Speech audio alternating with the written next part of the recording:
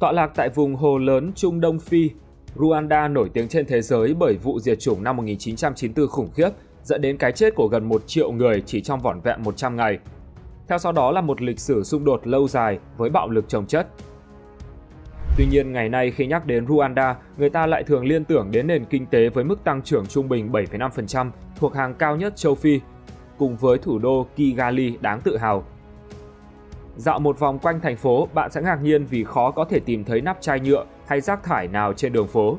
Chính sự sạch sẽ này đã làm nổi bật vẻ đẹp và sự khác biệt của Kigali so với nhiều thành phố khác trên lục địa đen. Và phần lớn thành quả đó có được là do những chính sách cứng rắn cùng nỗ lực của chính quyền Rwanda ngay sau khi giành được độc lập. Nhưng không chỉ dừng lại ở đó, vẫn còn rất nhiều điều thú vị ở Kigali mà các bạn có thể chưa biết đến. Hãy cùng 5 phút thôi khám phá trong video ngày hôm nay nha!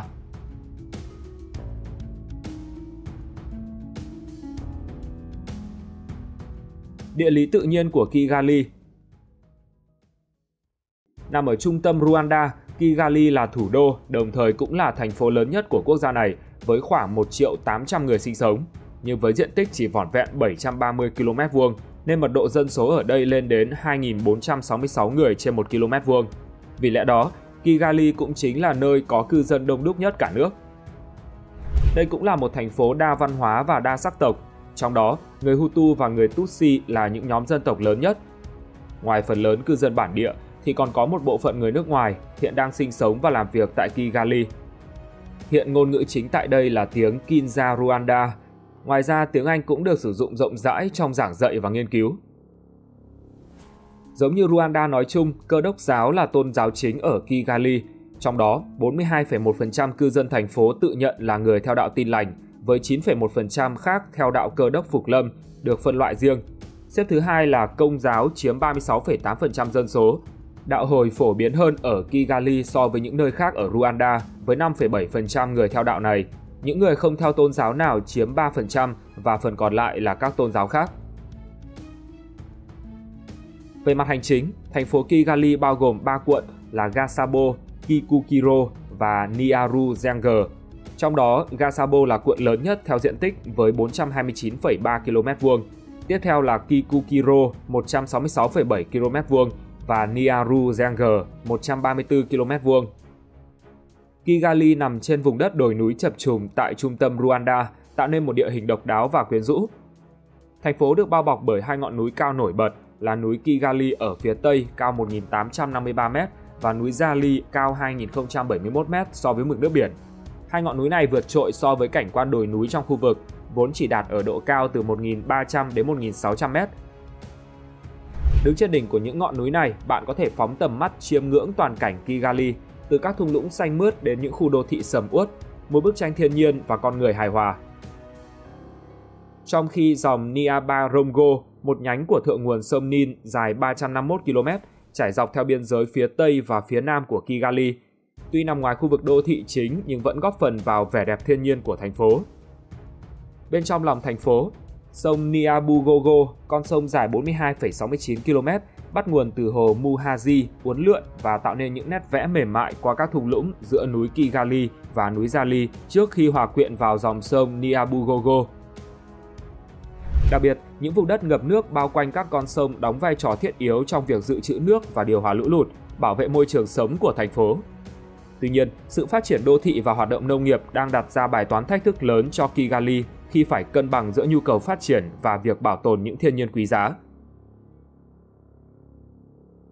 Nhờ nằm ở độ cao trung bình khoảng 1.567m so với mực nước biển, nên thành phố này có khí hậu nhiệt đới cao nguyên ôn hòa với thời tiết dễ chịu quanh năm.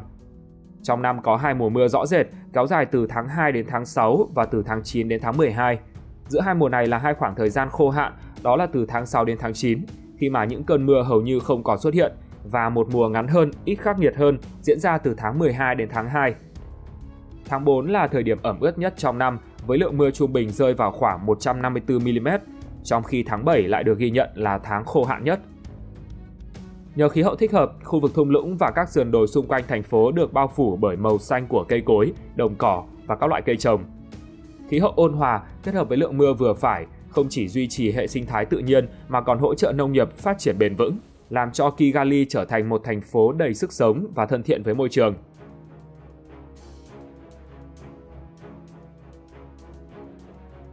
Đầu tàu kinh tế của Rwanda. Trong quá khứ, Rwanda là nơi diễn ra cuộc diệt chủng năm 1994, một sự kiện kinh hoàng khiến khoảng 800.000 người, chủ yếu là người Tutsi, bị sát hại trong vòng chỉ 100 ngày. Vụ thảm sát này đã để lại những vết thương sâu sắc trong lịch sử đất nước và nhân loại. Bước ra từ những năm tháng đen tối của nạn diệt chủng, dù vẫn là một nước đang phát triển với tỷ lệ người nghèo còn khá cao, nhưng điều thấy rõ ràng là những chính sách nghiêm khắc, sự đồng lòng của người dân đã giúp Rwanda bảo vệ môi trường sống, tạo động lực để nền kinh tế phát triển nhanh và bền vững. Sự chuyển mình này được thể hiện rõ nhất ở thủ đô Kigali, nơi mà trong suốt 2 thập kỷ qua đã chứng kiến sự tăng trưởng vượt bậc. Kigali hiện là một trong những thành phố phát triển nhanh nhất tại châu Phi, với tỷ lệ tăng trưởng đô thị hàng năm đạt 4% và đóng góp khoảng 42% vào tổng sản phẩm quốc gia. Thành phố đang giữ vai trò là đầu tàu kinh tế của cả nước, với GDP gần 5,93 tỷ đô và GDP bình quân đầu người là 3.290 đô la Mỹ. Hiện ngành nông nghiệp, đánh bắt cá và lâm nghiệp được xem là những lĩnh vực tạo ra nhiều việc làm nhất, chiếm đến 24% lực lượng lao động. Như ở nhiều nơi khác trên cả nước, phần lớn hoạt động nông nghiệp tại Kigali diễn ra dưới dạng canh tác tự cung tự cấp trên những thửa đất nhỏ. Tuy nhiên, khu vực này cũng là nơi có một số trang trại hiện đại quy mô lớn hơn, đặc biệt nổi bật ở quận Gasabo, nơi có diện tích canh tác bình quân trên mỗi hộ gia đình cao nhất cả nước. Trong khi công nghiệp vẫn còn ở mức khiêm tốn, chỉ chiếm 14% GDP của thành phố và tập trung chủ yếu vào một khu công nghiệp nhỏ hình thành từ những năm 1970. Nhìn chung, lĩnh vực này từ lâu đã phải đối mặt với nhiều thách thức bởi chi phí nhập khẩu nguyên vật liệu cao do Rwanda không có biển, cùng với cơ sở hạ tầng kém và thiếu hụt lao động có kỹ năng. Vào năm 2011, Quốc hội Rwanda đã phê duyệt luật thành lập các khu kinh tế đặc biệt, trong đó khu đầu tiên là đặc khu kinh tế Kigali, tọa lạc tại quận Gasabo, đi vào hoạt động từ năm 2014. Khu vực này sở hữu nhiều lợi thế địa lý, bao gồm quyền tiếp cận đến hành lang giao thông trung tâm. Với tổng diện tích 2,76 km2, đặc khu kinh tế Kigali cung cấp các tiện ích như đường bộ, nước, điện, internet cáp quang và hệ thống xử lý nước thải.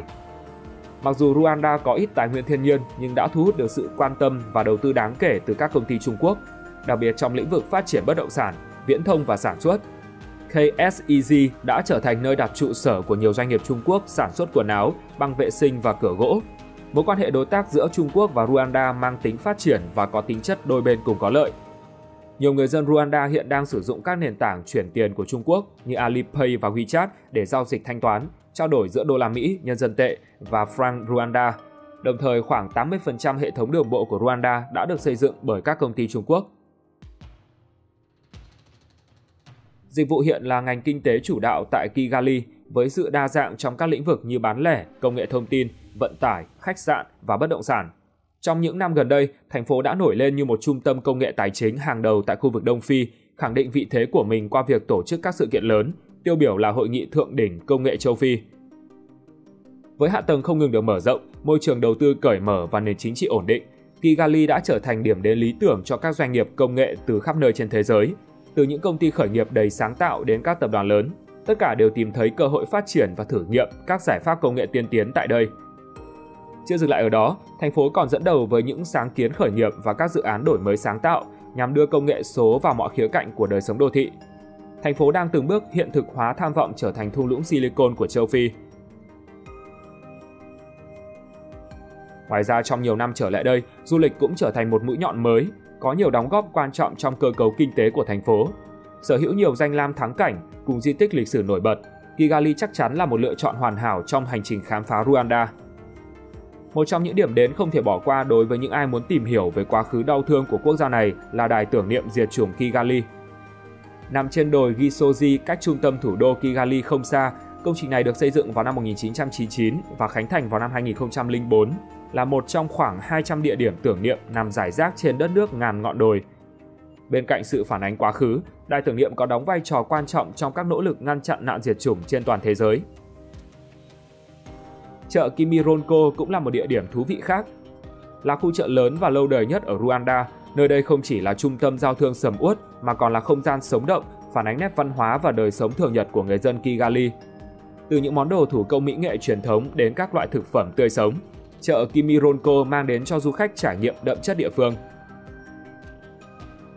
Nếu là một người yêu thích loại hình du lịch văn hóa trải nghiệm thì làm văn hóa Kigali sẽ là một điểm đến tuyệt vời để tìm hiểu về cuộc sống của người dân địa phương cũng như trải nghiệm văn hóa Rwanda một cách chân thực.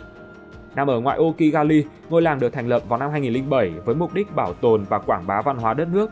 Tại đây bao gồm một số ngôi nhà truyền thống được xây dựng bằng các vật liệu địa phương cũng như một số cửa hàng bán quà lưu niệm, nhà hàng và khu biểu diễn. Du khách có thể tham quan làng và tìm hiểu về cuộc sống hàng ngày của người dân địa phương hoặc tham gia các hoạt động như nấu ăn, khiêu vũ và thủ công.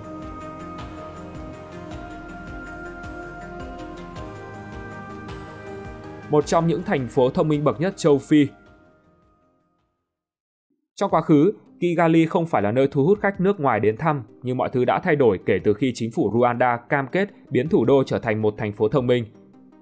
Với tốc độ đô thị hóa ngày càng tăng, dân số Kigali dự kiến sẽ gấp đôi trong vòng 2 thập kỷ tới. Đó là một thách thức lớn, đòi hỏi thành phố phải xây dựng những phương thức phát triển và giải pháp sáng tạo, hướng tới việc trở thành một thành phố thông minh, đảm bảo cuộc sống tốt đẹp hơn cho cư dân. Một thành phố thông minh là nơi khai thác tiềm năng đổi mới và công nghệ để nâng cao chất lượng sống của người dân, đồng thời thúc đẩy tăng trưởng kinh tế bền vững. Sự phát triển ấn tượng của Kigali như một thành phố thông minh được xây dựng từ nhiều yếu tố khác nhau, trong đó yếu tố đầu tiên chính là hệ thống giao thông bền vững. Kể từ sau cuộc diệt chủng năm 1994, chính phủ Rwanda đã gia tăng đầu tư mạnh mẽ vào cơ sở hạ tầng giao thông, do nhận được sự hỗ trợ từ nhiều nguồn lực quốc tế như Mỹ, Liên minh châu Âu, Nhật Bản, Trung Quốc và nhiều quốc gia khác. Hiện nay, Kigali đã trở thành trung tâm của mạng lưới đường bộ của đất nước, với các con đường nhựa kết nối thành phố này với hầu hết các đô thị và thị trấn lớn trong cả nước. Đồng thời, thành phố còn được kết nối bằng đường bộ với các quốc gia láng giềng trong cộng đồng châu Phi, bao gồm Uganda, Tanzania, Burundi và Kenya. Trong số đó, tuyến đường quan trọng nhất cho hoạt động xuất nhập khẩu của Kigali chính là hành lang phía Bắc nối liền đến cảng Mombasa của Kenya. Tại Kigali, tỷ lệ sở hữu ô tô vẫn ở mức rất khiêm tốn, chỉ khoảng 6% vào năm 2011, buộc đa số cư dân phải dựa vào hệ thống giao thông công cộng để di chuyển trong thành phố và đi đến các nơi khác. Kể từ năm 2015, thành phố này đã triển khai hệ thống thanh toán điện tử Tap and Go cho xe buýt công cộng, một hình thức thanh toán không dùng tiền mặt cho phép hành khách thực hiện giao dịch vé bằng thẻ đã nạp sẵn. Sáng kiến này đã được mở rộng sang phương tiện xe máy với việc tích hợp đồng hồ đo thông minh và các tùy chọn thanh toán không tiền mặt. Những cải tiến trên không chỉ giúp giảm thiểu tình trạng gian lận mà còn rút ngắn thời gian giao dịch cho hành khách, đồng thời nâng cao hiệu quả hoạt động cho các công ty vận tải công cộng. Chính phủ Rwanda còn bắt tay hợp tác với Zipline, một công ty khởi nghiệp của Mỹ, để triển khai dịch vụ giao hàng bằng máy bay không người lái cho các vật tư y tế trên toàn quốc từ năm 2016. Những chiếc máy bay không người lái này đã vận chuyển máu, thuốc men và vaccine đến các bệnh viện và trung tâm y tế, góp phần giảm 67% lượng máu bị lãng phí và 88% tỷ lệ tử vong ở sản phụ trong bệnh viện. Không dừng lại ở đó, các dịch vụ giao hàng này còn mở rộng ra các lĩnh vực thương mại điện tử, thực phẩm và thú y, đánh dấu những bước tiến quan trọng trong việc cải thiện hệ thống y tế và giao thông của đất nước. Vì là một quốc gia không giáp biển nên chính phủ Rwanda từ lâu đã xem việc tái thiết hạ tầng hàng không sẽ là mắt xích quan trọng trong tiến trình phát triển kinh tế, vì đây chính là cầu nối đưa Rwanda ra thế giới và ngược lại. Và vị trí trung tâm của đất nước đã biến Kigali trở thành một đầu mối giao thông và trung tâm phân phối hàng hóa, dịch vụ của Rwanda.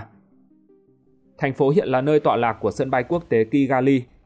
Công trình bao gồm một đường băng trải nhựa có chiều dài 3.500m, có thể đáp ứng nhu cầu cất và hạ cánh của nhiều loại máy bay.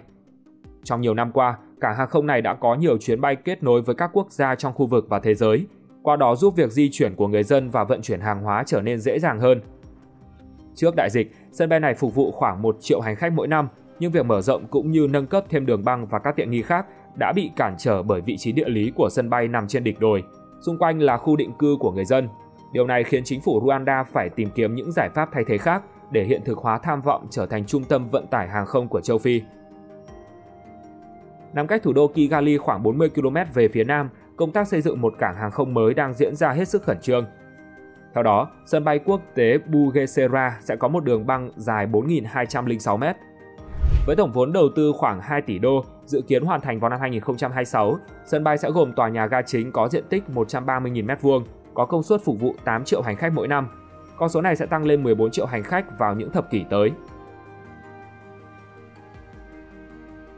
Tiếp đến là dịch vụ hành chính hiện đại. Rwanda với thủ đô Kigali đi đầu đã triển khai nhiều giải pháp thông minh nhằm nâng cao chất lượng sống và hiệu quả quản lý.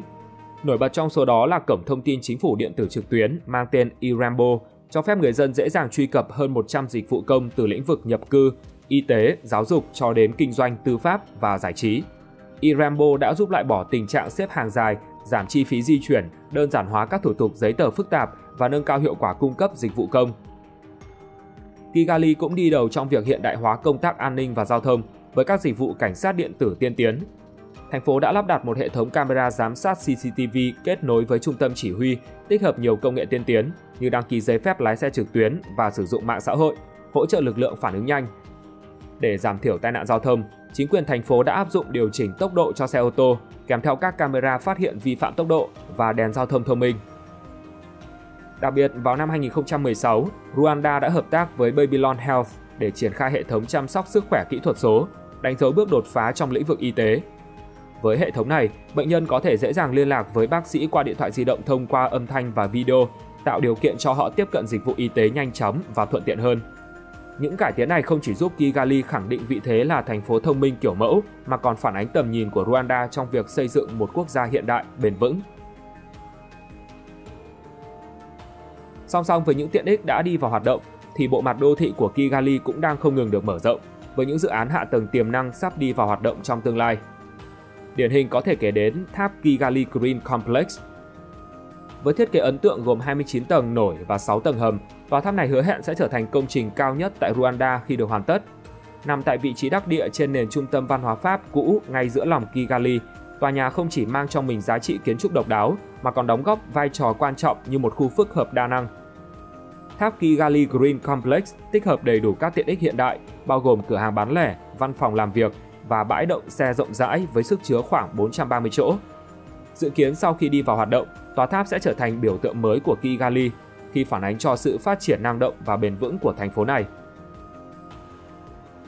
Ngoài ra, thành phố xanh Kigali cũng là một dự án nổi bật khác.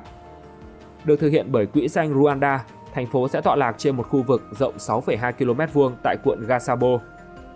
Mục tiêu của dự án là minh chứng cho khả năng phát triển các thành phố xanh tại Rwanda, đồng thời xác định những yếu tố có thể được nhân rộng trong việc hình thành các đô thị thứ cấp trên toàn quốc, thông qua việc áp dụng các công nghệ xanh và đổi mới sáng tạo nhằm tạo ra một quá trình đô thị hóa bền vững và có khả năng chống chịu với biến đổi khí hậu. Với tổng giá trị phát triển từ 4 đến 5 tỷ đô, dự án hứa hẹn cung cấp 30.000 đơn vị nhà ở cho khoảng 150.000 cư dân, đồng thời tạo ra ít nhất 16.000 việc làm cho cộng đồng cư dân Rwanda.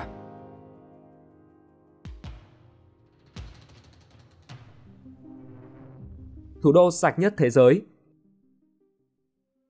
Vào năm 2022, thủ đô của Rwanda đã thu hút sự chú ý khi đăng cai tổ chức Hội nghị các nguyên thủ quốc gia thuộc khối thịnh vượng chung, với chủ đề mang đến tương lai chung, kết nối, đổi mới, chuyển đổi.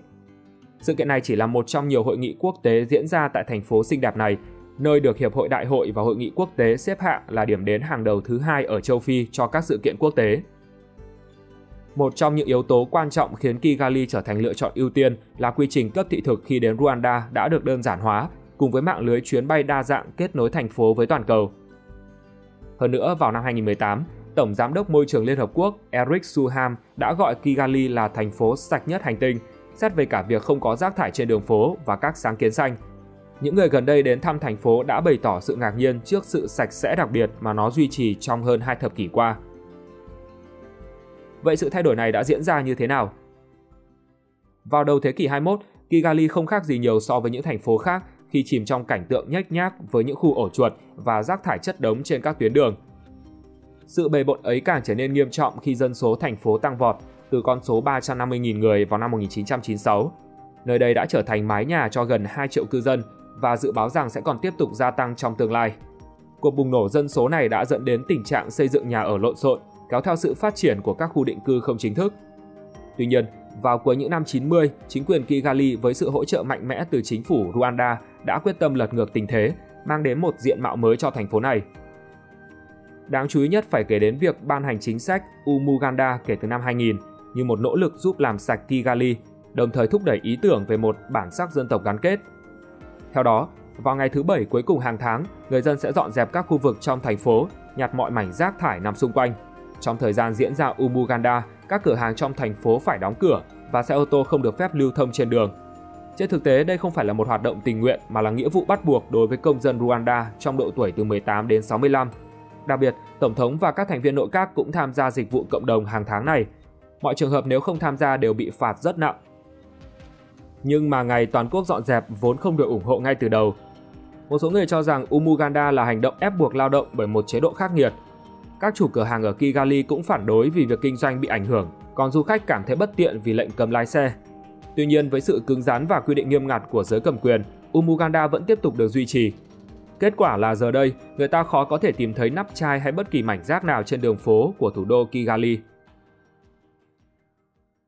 Một trong những chính sách nổi bật khác của quốc gia này là vào năm 2008, họ đã ban hành điều luật cấm sản xuất, sử dụng, bán và nhập khẩu túi ni lông, cùng với đó là khuyến khích người dân sử dụng túi giấy và túi vải thay thế.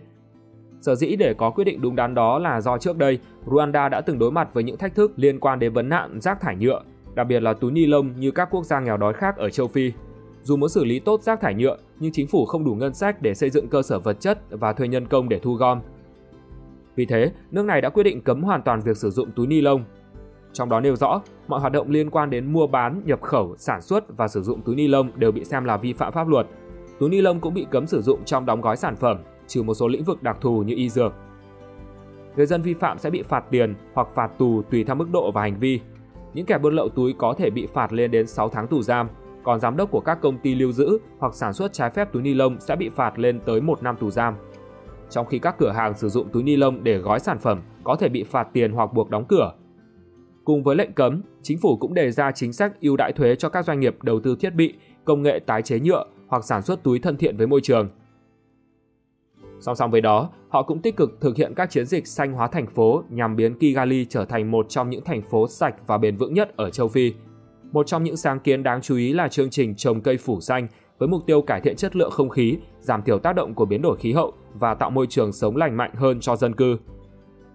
Bên cạnh việc thực thi, chính quyền cũng tổ chức các chiến dịch nâng cao nhận thức để đưa sự sạch sẽ trở thành một phần trong văn hóa Kigali.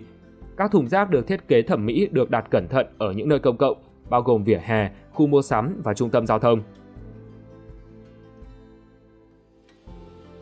Và trên đây là những thông tin về Kigali, thủ đô sạch nhất châu Phi.